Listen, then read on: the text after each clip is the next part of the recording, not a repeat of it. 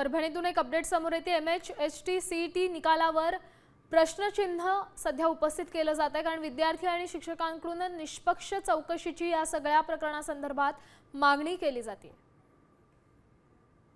महाराष्ट्र राज्याच्या महा-CET सेलच्या वतीनं गेल्या 2 दिवसापूर्वी अभियांत्रिकी आणि फार्मसी या प्रवेश प्रक्रियेसंदर्भामध्ये नोंदणीकृत विद्यार्थ्यांची यादी आपल्या वेबसाईटवर जाहीर केली आणि ही यादी पाहिल्यानंतर त्यामध्ये पहिल्या 100 आणि 200 मध्ये प्रचंड प्रमाणामध्ये घोळ झाल्याचं प्रथमदर्शनी दिसून येत आहे। ज्या विद्यार्थ्यांना 12वीला आणि 10वीला अत्यंत कमी मार्क आहेत अशा विद्यार्थ्यांना सुद्धा 99 आणि 100% आल्याचं निदर्शनास आलेलं आहे।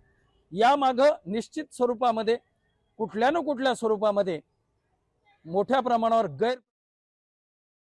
मला 10वीला 92% तर 12वीला 85 आणि CETला 99.95 माझा रँक 239 आहे। तर मागच्या वर्षीनुसार जर पाहिलं तर माझा रँक 200 ते 150च्या आसपास यायला पाहिजे होता, पण माझा रँक 239 आलाय, त्यामुळे माझा रँक वाढलाय। त्यामुळे जे घोळ झालाय, अन्याय झालाय ते लवकरात लवकर नीट करावा अशी मी मागणी करतो।